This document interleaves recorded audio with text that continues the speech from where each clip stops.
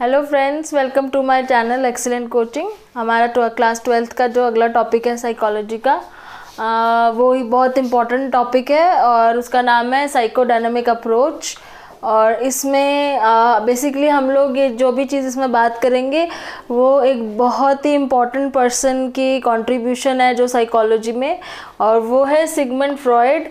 ये ऐसा नाम है जो हर साइकोलॉजिस्ट को या हर स्टूडेंट ऑफ साइकोलॉजी को पता होना चाहिए कि सिगमंड फ्रॉइड की साइकोलॉजी में बहुत सारी कॉन्ट्रीब्यूशंस हैं और बहुत इंपॉर्टेंट कॉन्ट्रीब्यूशंस हैं। उनकी जो थ्योरीज़ हैं उसकी कुछ कंट्रोवर्सीज़ भी हैं, आगे जाके क्रिटिसिज्म भी है, लेकिन बेसिकली उनकी जो भी थ्योरीज दी हुई हैं वो काफ़ी ज़्यादा वैलिड मानी जाती हैं आज के टाइम पे भी। और इनका पर्सनली जो इनकी तरफ से जितनी भी चीज़ें आपकी बुक में है वो आपके एग्ज़ाम पॉइंट ऑफ व्यू से भी बहुत ज़्यादा इम्पॉर्टेंट है। तो सबसे पहले तो हम इसकी साइकोडायनामिक अप्रोच के बारे में आज बात करेंगे। इन्होंने एक टेक्निक निकाली थी साइकोलॉजिकली प्रॉब्लम सॉल्व करने की लोगों की, जिसको बोलते हैं साइको एनालिसिस। ठीक है, जैसे आपने हिप्नोटाइज तो सुना होगा, क्या होता है हिप्नोटाइज करते हैं जब हम किसी को, तो उसमें हम क्या करते हैं कि हम उसको अपनी बातों में उलझा के और उसको हम थोड़ी देर के लिए किसी और दुनिया में भेज देते हैं जहाँ पे वो सोचने लग जाते हैं कुछ और एक जो हम चाहते हैं वो बोलने लग जाते हैं अपने मन से। तो वो चीज़ जो है ना उससे ही एक रिलेटेड यहाँ पे वर्ड है हिप्नोसिस। एक्चुअली वही चीज़ है वैसे तो ये। तो हिप्नोसिस क्या होता है, जिसमें हम लोगों से बात करते हैं उनकी प्रॉब्लम सॉल्व करने के लिए। जनरली जैसे आपके फ्रेंड को किसी को कोई प्रॉब्लम है तो आप उससे डिस्कस करते हो उसकी प्रॉब्लम सॉल्व करने के लिए, उससे काउंसलिंग वगैरह करते हो। ठीक है, लेकिन क्या होता है कि कई बार लोग ना अपने जान पहचान के लोगों को नहीं बताना चाहते, कुछ प्रॉब्लम ऐसी होती है या उनको लगता है कि कोई जानने वाला नहीं समझेगा। अगर हम किसी थर्ड पर्सन को बताएंगे जो हमें नहीं जानता तो हमारी प्रॉब्लम हो सकता है वो न्यूट्रली सुनेगा, मतलब कि वो अपनी ओपिनियन बीच में नहीं लाएगा। आप किसी जान पहचान वाले को बताओगे तो वो आपको ऑलरेडी जानता है तो वो उस तरीके से आपको काउंसलिंग करेगा। लेकिन आप किसी अननोन को बताओगे और जो आपके बारे में बिल्कुल नहीं जानता तो वो सिर्फ आपकी प्रॉब्लम पे कंसंट्रेट करेगा, वो आपकी पर्सनल लाइफ या आपका बैकग्राउंड, आपकी पर्सनैलिटी, ये सब चीज़ों के बारे में नहीं सोचेगा। तो एक ये तरीका होता है जिसमें हम थर्ड पर्सन होता है साइकोलॉजिस्ट, जिसको हम बताते हैं अपनी प्रॉब्लम्स।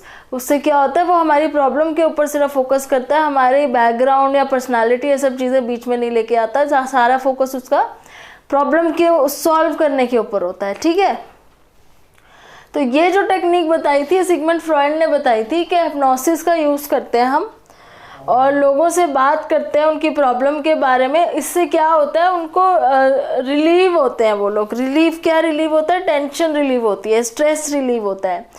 कुछ लोग तो बात करके ही रिलीव हो जाते हैं, उनका दिल हल्का हो जाता है किसी को बता के।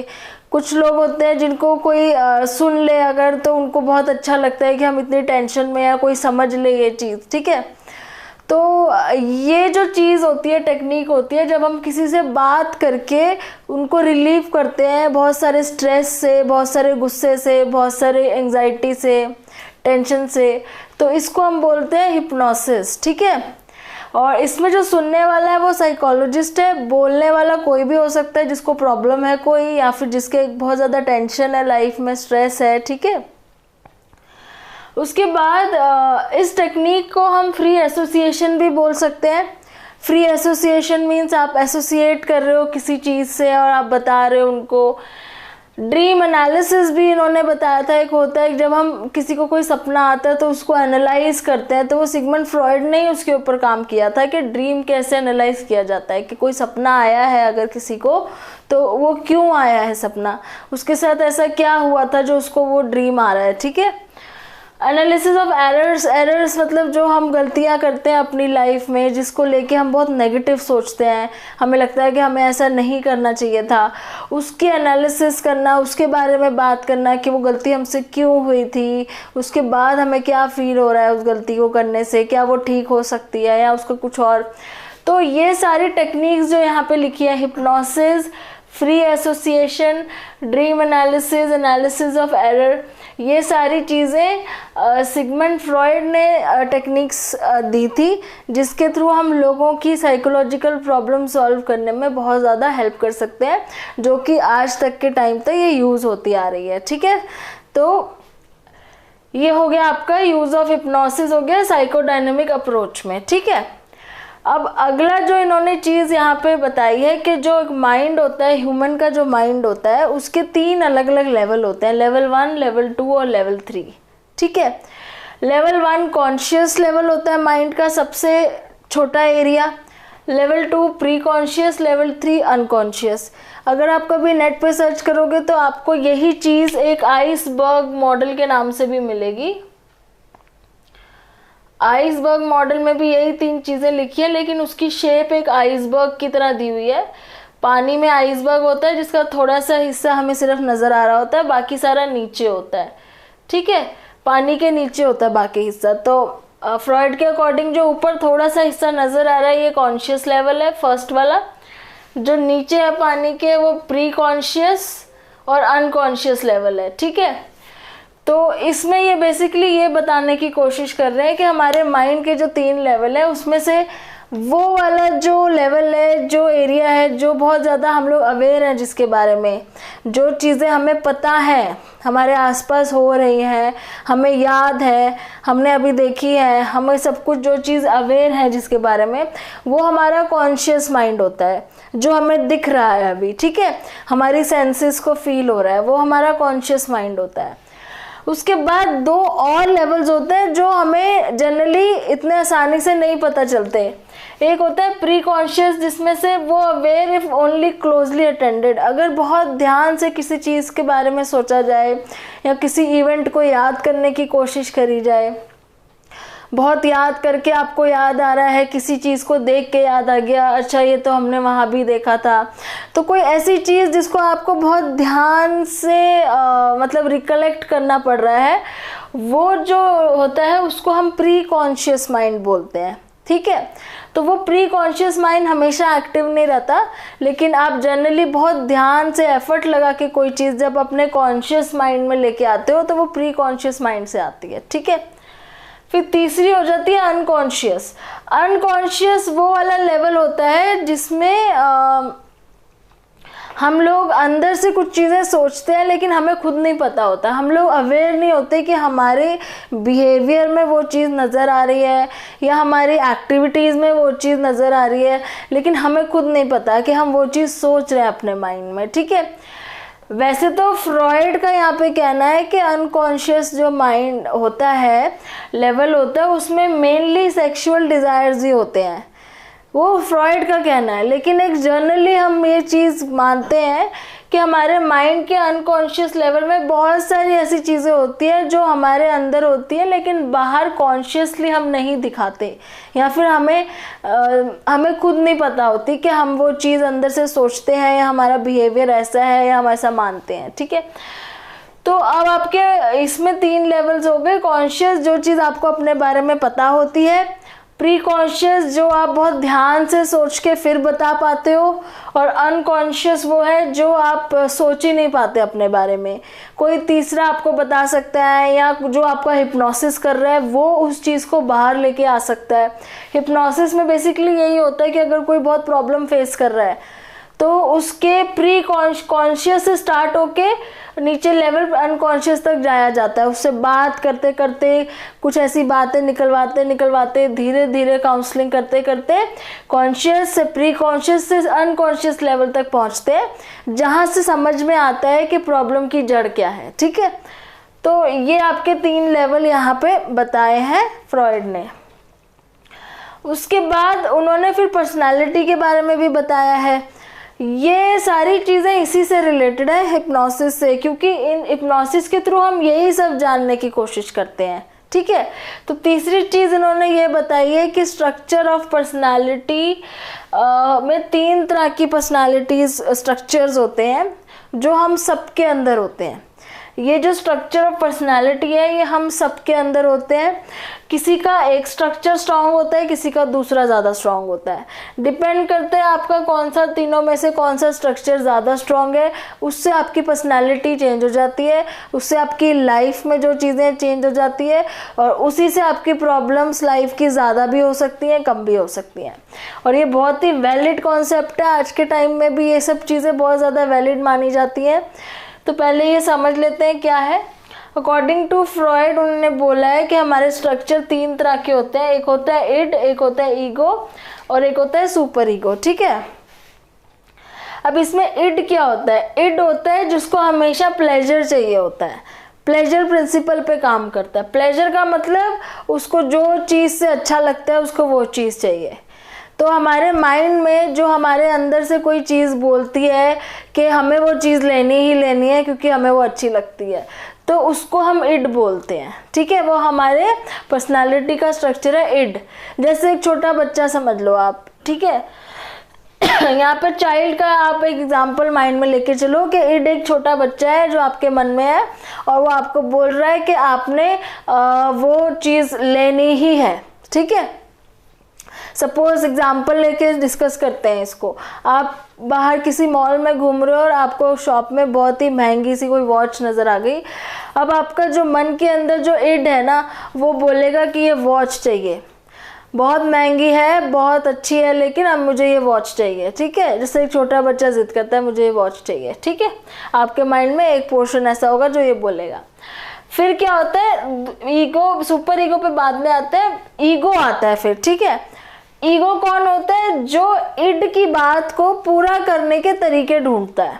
ठीक है, मान लीजिए ईगो इसका बड़ा भाई हो गया, छोटे भाई ने कुछ बोला कि मुझे वो चाहिए, तो ये बड़ा भाई अब सोच में पड़ गया कि वो चीज़ मैं कैसे ला के दूँ इसको, पैसे नहीं हैं, चोरी नहीं कर सकते, कैसे कि क्या तरीका ढूंढे कि इसको ये चीज़ देनी ही है। तो ये रियलिटी प्रिंसिपल पे काम करता है कि रियलिटी, इसने तो बोल दिया जो चाहिए उसको, लेकिन रियल में वो चीज़ आएगी कैसे? अब उसका तरीका निकालो, कैसे ले ही जाए वो। क्या मैं चोरी करके लाऊं, क्या मैं पैसे किसी के चुरा के खरीद के लाऊं, या मैं पैसे कमा के खरीद के लाऊं, कैसे करूं? मतलब मैं वो चीज़ इसको कैसे ला के दूँ जो इसने मांगी है। मतलब ईगो का काम यहाँ पे ये हो जाता है कि इड ने जो बोला वो चीज़ उसको ला के दे। तो आपकी पर्सनालिटी का ये वो स्ट्रक्चर है जो आपको अपने गोल को अचीव करने के तरीके ढूंढने में मजबूर कर देता है। जैसे आपका कोई गोल होता है कि आपने वो चीज़ लेनी है, ज़रूरी नहीं है नेगेटिव ही हो हर चीज़, पॉजिटिव गोल भी हो सकता है। ठीक है, आपका कोई गोल है और ईगो, इड ने आपको बोला कि आपको वो चीज़ चाहिए। अब आप सोच में पड़ गए वो चीज़ ली कैसे जा सके, जिससे 2 तरीके हैं, या तो किसी का नुकसान करके ली जा सके या फिर किसी का नुकसान ना करके। तो ईगो क्या करेगा, अब उसके तरीके ढूंढेगा कैसे ली जा सकेगी वो चीज़। ठीक है, अब आता है सुपर ईगो का काम। सुपर ईगो कौन हो गया? ये हो गया पेरेंट, मतलब उसके बच्चे के माँ बाप हो गए। अब ये ईगो और इड को ये समझाता है कि वो चीज़ अभी फ़िलहाल लेनी ज़रूरी नहीं है, जिसके बिना आपका काम नहीं रुक रहा है वो लेनी ज़रूरी नहीं है। ठीक है, तो सुपर ईगो यहाँ पे क्या कर रहा है, ये आके बैलेंस कर रहा है यहाँ पे दोनों को कि तुमको ये चीज़ चाहिए और तुम तरीका ढूंढ रहे हो कैसे चाहिए, लेकिन पहले ये जज करो कि क्या वो चीज़ लेनी ज़रूरी है भी या नहीं भी। अगर वो ऐसी चीज़ है जिसको ना लेके भी आपका कोई प्रॉब्लम लाइफ में नहीं आएगी, तो आप उस चीज़ को छोड़ दो। तो यहाँ पे ये पेरेंट का काम कर रहा है, उसको समझाने का, एक तरह से मॉरल वैल्यूज सिखाता है। सुपर ईगो जो होता है ना, ये मॉरल वैल्यूज सिखाता है कि नहीं वो चीज़ गलत है, आप उसको मत करने की सोचो, कोई तरीका मत ढूंढो, उसको छोड़ दो। ठीक है, इड जो है ना, इसके अंदर कोई मॉरल वैल्यूज़ नहीं है, उसको मॉरल वैल्यू से कोई मतलब नहीं है। इड को जो चीज़ चाहिए वो चाहिए, वो आपका माइंड का एक ऐसा हिस्सा है जो वो कहेगा मुझे चाहिए। ईगो क्या है, वो तरीके ढूंढेगा कि अच्छा वो चाहिए तो लेकिन अब मैं लूँ कैसे।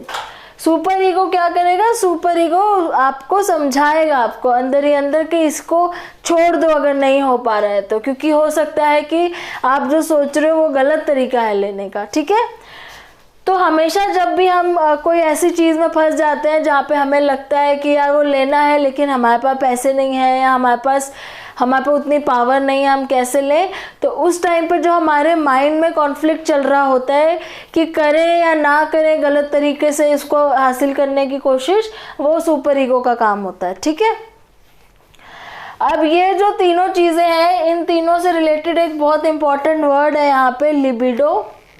बहुत ही ज़्यादा इंपॉर्टेंट वर्ड है ये। तो लिबिडो क्या चीज़ है? लिबिडो एक ऐसा लाइफ इंस्टिंक्ट है, ये वर्ड टर्मिनोलॉजी आपको याद रखनी पड़ेगी। लाइफ इंस्टिंक्ट है, ऐसी एनर्जी है, ऐसा फोर्स है जो ईगो को ड्राइव करती है कोई काम करने के लिए।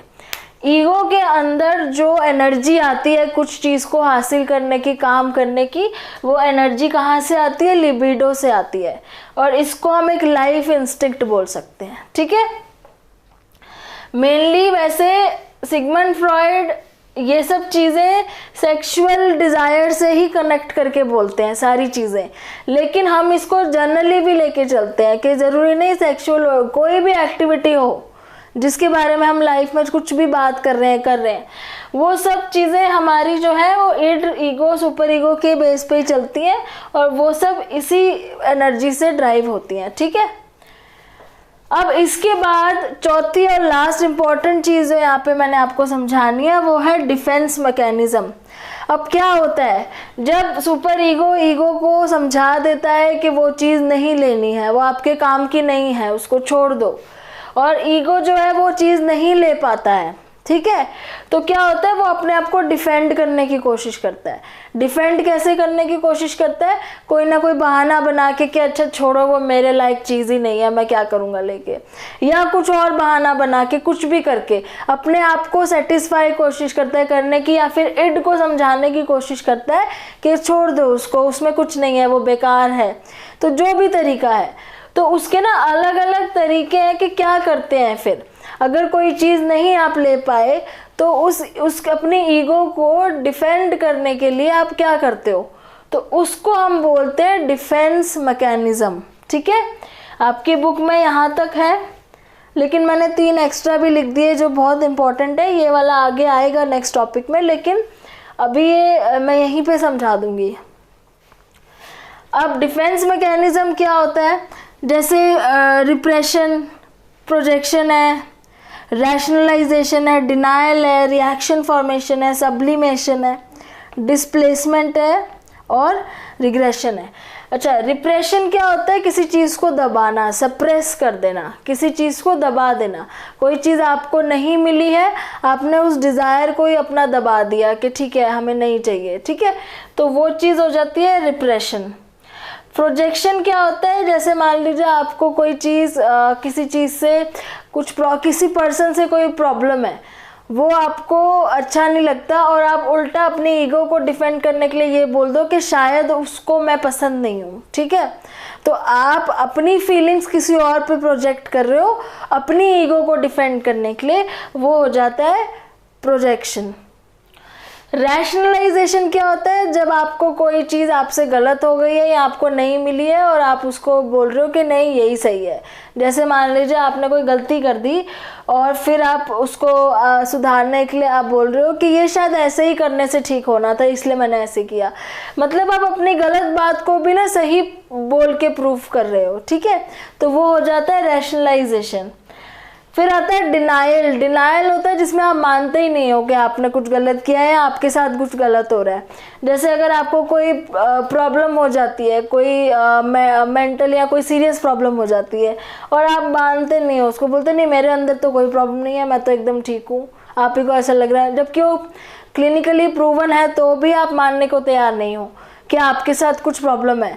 तो वो डिनायल हो जाता है क्योंकि आप अपनी ईगो को जस्ट डिफेंड कर रहे हो, तो आप खुद ही मना करते हैं, नहीं मेरे साथ तो कोई प्रॉब्लम नहीं है, ऐसा लग रहा होगा आपको, आप ऐसे बोलते हो। ठीक है, रिएक्शन फॉर्मेशन में क्या होता है? रिएक्शन फॉर्मेशन में एक्चुअली ऐसा होता है कि जैसे इसका एग्जांपल देके मैं आपको समझाती हूँ कि आपको किसी ने बोला कि आपसे ये गलती हुई है, तो आप एकदम सडनली रिएक्ट करके बोल दोगे कि अच्छा मैंने ये गलती करी, ऐसा होना तो नहीं चाहिए था, मतलब आप ऐसे रिएक्ट करते हो कि जैसे कि आपको पता ही नहीं था आपने गलती करी है, और ये ऐसा हो ही नहीं सकता कि आपसे कुछ गलती हुई हो।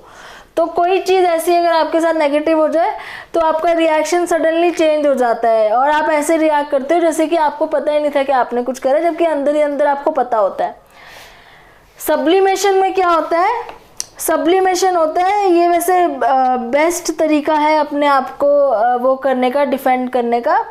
इसमें हम क्या करते हैं, जो चीज़ हमें नहीं मिली है या हमें जिस चीज़ की वजह से बहुत अंदर से फ्रस्ट्रेशन हो रही है, हम उस चीज़ को एक पॉजिटिव कंस्ट्रक्टिव एनर्जी में बदल देते हैं।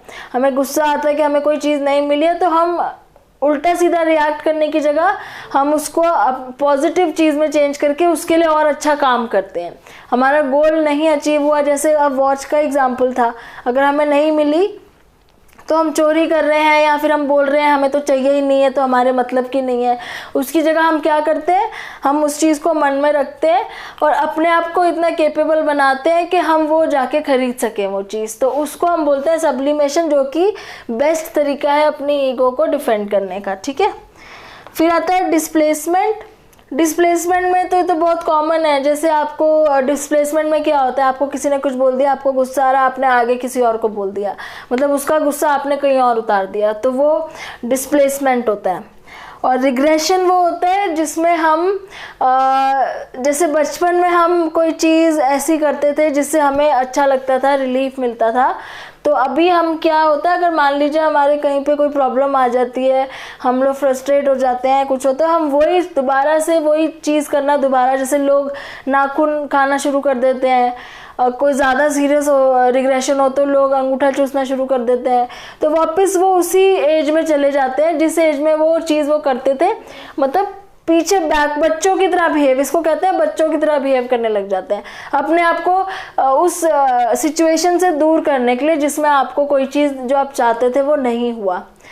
तो ये सारे आपके डिफेंस मैकेनिज्म है जो आपकी ईगो को डिफेंड करते हैं। जब आपके साथ वो चीज़ नहीं हुई जो आपको चाहिए थी, या फिर आप वो चीज़ नहीं ले पाए जो आपको लेनी थी। ठीक है, तो अब ये सारा जो है सिगमंड फ्रॉइड ने कॉन्सेप्ट समझाया हुआ है, हिप्नोसिस, लेवल ऑफ कॉन्शियसनेस, ये तीनों स्ट्रक्चर, उसके बाद पर्सनालिटी के तीनों स्ट्रक्चर हो गए, और आपके डिफेंस मैकेनिज्म हो गए। आपकी बुक में यहाँ तक है, ये तीनों भी आप पढ़ लो तो अच्छा है, क्योंकि ये भी आपको पता होने चाहिए। डिफेंस मैकेनिज्म में ये सारे आते हैं।